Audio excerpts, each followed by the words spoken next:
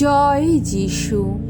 প্রথম পাঠ শিষ্য চরিত হতে আজকের বাণী পাঠ ১৩ অধ্যায় ৪৪ থেকে ৫২ পদ।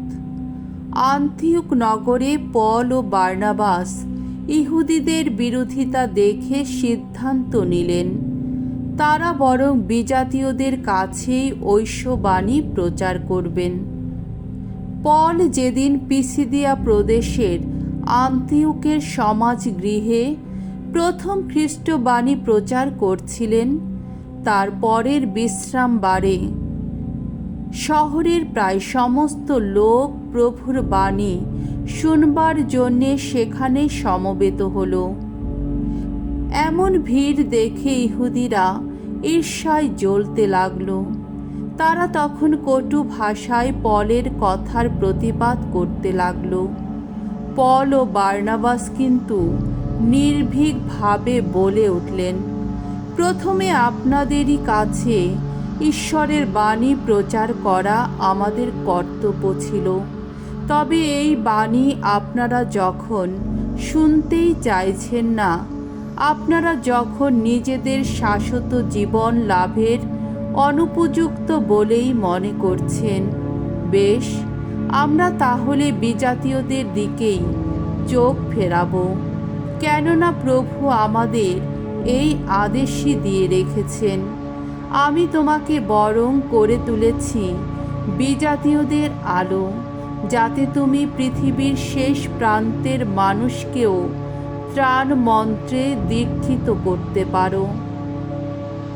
বিজাতীয়রা এই কথা শুনে খুবই আনন্দিত হল। তারা তখন প্রভুর বাণীর প্রশস্তি করতে লাগল এবং যারা শাশ্বত জীবন লাভের জন্যে মনোনীত হয়েছিল, তাদের সকলেরই অন্তরে তখন খ্রিস্ট বিশ্বাস জেগে উঠল। তাই প্রভুর বাণী সারা অঞ্চলে ছড়িয়ে পড়তে লাগল।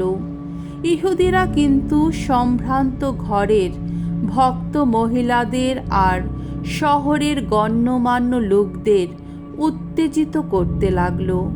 এইভাবে তারা পল ও বার্নাবাসের ওপর নির্যাতন শুরু করে দিল এবং নিজেদের এলাকা থেকে তাদের তাড়িয়ে দিল।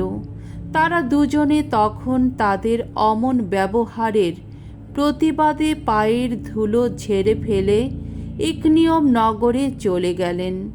এদিকে আন্তিওখে শিষ্যদের অন্তর তখন ভরে রইল আনন্দে আর পবিত্র আত্মার অনুপ্রেরণায়। প্রভুর বাণী। ঈশ্বরকে ধন্যবাদ। সাম সঙ্গীত ৯৮ অধ্যায় ১ থেকে ৪ পদ। ধুয়ো, আজ সারা জগৎ পরিত্রাতার পেয়েছে দর্শন। ভগবানের উদ্দেশ্যে গাও আজ নতুন গীতিকা, করেছেন তিনি কত অপরূপ কাজ। তার ওই ডান হাতের শক্তিতে, ওই পূর্ণ বাহুরি শক্তিতে ত্রাণ কর্ম করেছেন তিনি। ভগবান নিজেই সেই ত্রাণ কর্মের প্রকাশ ঘটিয়েছেন। তিনি কত ধর্মময়, সকল জাতির কাছে সে কথা দেখিয়েছেন তিনি। ইসরায়েল বংশের প্রতি তার সেই দয়া, সেই মহা বিশ্বস্ততা স্মরণে রেখেই এত কিছু করেছেন তিনি।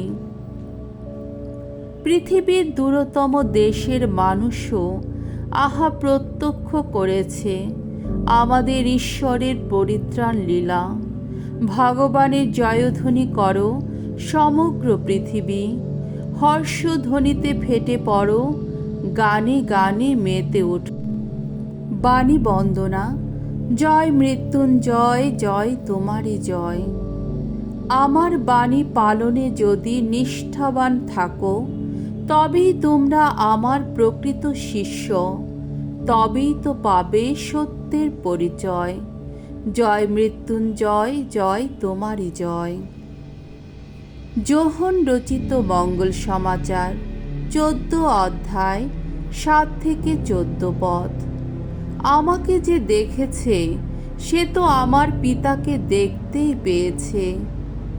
এই জগৎ ছেড়ে পিতার কাছে যাবার আগে যিশু টমাসকে বললেন, তোমরা যদি আমাকে সত্যি জানতে, তাহলে আমার পিতাকেও তোমরা জানতে।